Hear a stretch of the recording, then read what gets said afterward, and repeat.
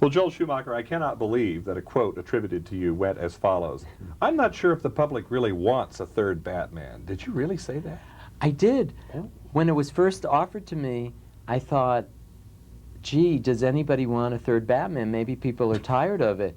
And then, but fools rush in, so I said I'd do it. And then we were shooting The Client in Memphis, in New Orleans. And, you know, hundreds of people came out to watch because it was John Grisham and Susan Sarandon and Tommy Lee Jones. And people had read or seen on TV that I was going to do it, and they started talking to me about it. And I found that people were fascinated with Batman. You started saying, And have been since 1939, so... Your background as fashion designer, art director, obviously stands you in good stead. This must have been a dream project, because, let me just throw this at you. In every shot, something is moving.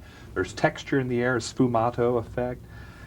Talk to me about how you conceive and shoot scenes where you keep texture and movement and color always working in and out of the action.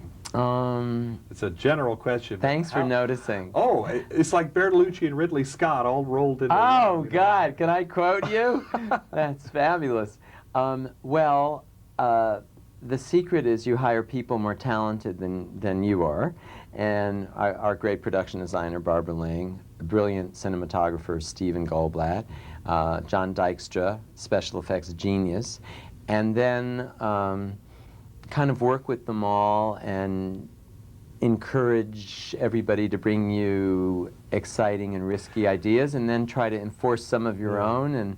And red, orange, and green are complements on the color wheel, and this is a movie about divided souls. Right. So how interesting. I mean, not since Dick Tracy have I seen these two colors jammed together. Well, it's a comic book, and you know, first thing I did was go to the source, DC Comics. I got hundreds of comics from 1939, when Batman was created by Bob Kane, until now, and immersed myself in them. And the first thing you get is color, color, color, color.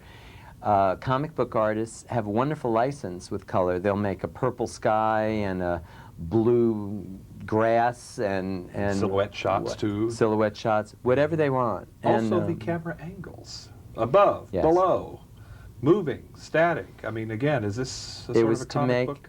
It was to make a living comic book. That was our goal. Was the film storyboarded? Parts of it, yes. And do you ever do that yourself? I don't draw it myself because I can draw, but not as well as... Storyboard artists are brilliant artists. And for those who don't know what one is, very quickly... A storyboard is exactly like a comic book. It is the shot-by-shot drawing of how a scene is put together. Some movies are every single shot is storyboarded. I don't do a lot of it because I like a lot of spontaneity, but some of the special effects shots and action sequences are storyboarded. The texture, the color, the angles. Now, what about the enigma of the thing? If there's a central image in this picture, I would hazard that it's the Batman signal on the clouds, but then the question mark above it. Right. What does that mean?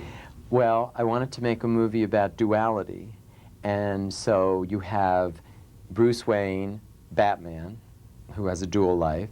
You have Tommy Lee Jones, that stands for duality.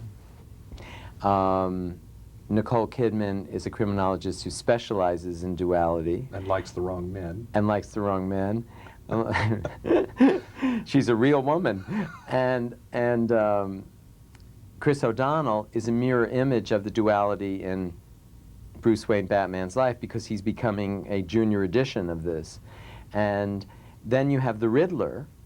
And as you mentioned, the question mark questions Bruce Wayne and Batman's entire existence. And he poses for him a choice at the end of the movie, and a question that really questions Batman's entire existence.